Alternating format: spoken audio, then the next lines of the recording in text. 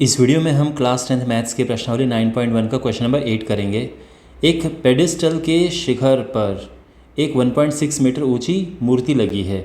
भूमि के एक बिंदु से मूर्ति के शिखर का उन्नयन कोण 60 डिग्री है और उसी बिंदु से पेडिस्टल के शिखर का उन्नयन कोण 45 डिग्री है। पेडिस्टल की ऊंचाई ज्ञात करो। तो पेडिस्टल बेसिकली इस तरह से कुछ है यहाँ पर, और ये जो है इसके ऊपर एक मूर्ति लगी हुई है, ठीक है, यानी एक बेस टाइप का बना रखा है और इसके ऊपर ये मूर्ति लगी हुई है। मूर्ति की ऊंचाई है 1.6 मीटर। पेडिस्टल जो है उसकी हमें हाइट बतानी है, तो ये हमें पता नहीं है, ठीक है ना, ये हाइट हमें पता नहीं है।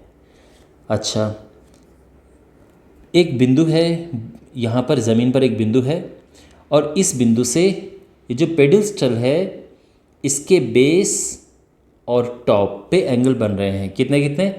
ये है 45 डिग्री और ये है 60 डिग्री। आप समझ गए ना, 45 हमेशा छोटा होगा, 60 बड़ा होगा। इस तरह से भी आप देख सकते हैं और इनको नाम दे देते हैं। तो ये हो गया ए, ये है बी, सी और डी। तो अभी तक आई होप आपको सब कुछ समझ आ रहा होगा। यहाँ पे हम थोड़ा चीज़ों को आसान करने के लिए इसको डी लिख देते हैं। तो अब हमारे पास मेन चीज़ें हैं एच और डी, ठीक है। ये 1.6 है ही, ये एंगल्स भी दिए हैं।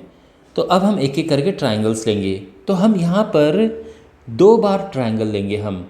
तो एक बारी तो कौन सा ट्रायंगल लेंगे? छोटा वाला ट्रायंगल, ये, ठीक है। मैं कलर चेंज कर देता हूँ। एक बार तो हम लेंगे ये वाला ट्रायंगल, फिर लेंगे हम ये बड़ा वाला ट्रायंगल, ठीक है। लेकिन ध्यान रखना, आप कहीं ये मत ले लेना, ठीक है। कुछ बच्चे ऐसा भी करते हैं, ये मत लेना, क्योंकि ये 90 डिग्री इसमें है नहीं। तो सबसे पहले हम लेंगे ए बी सी, ये वाला ट्रायंगल।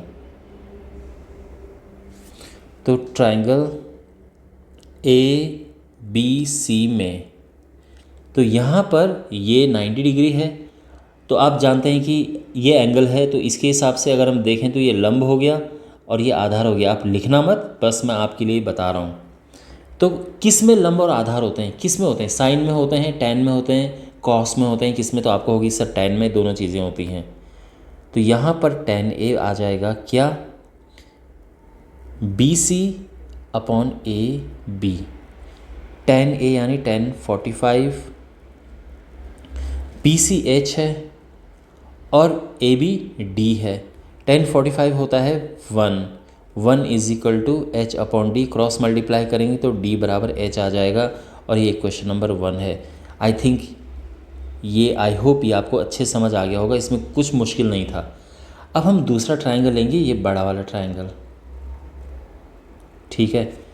तो ट्रायंगल ए बी डी में यहाँ पे फिर से हमारे पास tan ए है, लेकिन इस बार tan ए क्या है?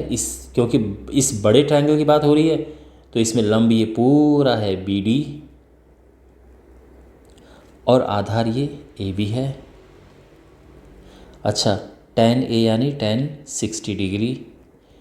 बी डी यानी ये क्या है? आप बताओ कि ये क्या है। तो आप समझ सकते हैं कि यहाँ से लेके और यहाँ तक तो ये है 1.6 और यहाँ से लेके यहाँ तक हमें निकालना है, जो कि h है। तो ये हो जाएगा 1.6 plus h upon A B. तो ए बी आप जानते हैं कि ये है, तो ये हो जाएगा upon D. Is it clear? तो ये है √3 बराबर 1.6 प्लस एच अपॉन डी। तो यहाँ तक सब ठीक है। अच्छा, अब यहाँ से हम वैल्यू पुट करेंगे। तो आप जानते हैं कि h और d दोनों बराबर हैं और हमें निकालना h है, तो d की जगह पे h रख दो, ठीक है। यानी ये हो जाएगा √3 बराबर 1.6 प्लस एच अपॉन डी की जगह पे भी h रख दिया है। क्यों? क्योंकि ये तो बराबर है। आप लिख सकते हैं कि समीकरण 1 से, ठीक है। क्रॉस मल्टीप्लाई करेंगे हम, तो ये हो जाएगा √3h बराबर 1.6 प्लस एच। अच्छा, अब इसके आगे देखो, क्योंकि अभी बहुत कुछ है इसमें। √3h minus h is equal to 1.6, यहाँ h कॉमन लिया, अंदर आया √3 - 1, ये 1.6 है, ठीक है ना। अच्छा, h is equal to 1.6 upon √3 - 1। Is it clear? यहाँ तक सब समझ आ गया है। लेकिन जैसे कि मैं आपको हर क्वेश्चन में हर एक जो क्वेश्चंस ऐसे जिनका आंसर अपॉन में रूट में आ रहा है, तो मैं आपको बार बार ये बता रहा हूँ कि अपॉन में रूट नहीं होना चाहिए, हर में रूट नहीं होना चाहिए। तो इसका रूट कैसे हटेगा, यहाँ से ये रूट कैसे हटेगा, तो हम इसका प्रमेयीकरण करेंगे। इसके लिए हम ऊपर नीचे गुणा करेंगे √3 + 1 की। अब इससे क्या होगा देखो, ये तो हो जाएगा 1.6 √3 + 1, लेकिन नीचे क्या होगा, √3 - 1 √3 + 1, a² - b², यानी 1.6 √3 + 1 अपॉन √3 का स्क्वायर 3 है और 1 का स्क्वायर 1 है। तो यहाँ पे 1.6 अपॉन 2 और ये √3 + 1। अब ये कटा और ये 0.8 आ गया है। तो अभी तक जो आंसर है वो है 0.8 √3 + 1। समझ गए? और अब यहाँ पर आप इसको, आपके मन में एक प्रश्न होगा कि सर क्या हम √3 की वैल्यू पुट करें? देखो आपके ऊपर है। अगर क्वेश्चन में दिया होता कि √3 बराबर 1.732, क्वेश्चन में दिया होता, फिर तो आपको 100% पुट करना होता।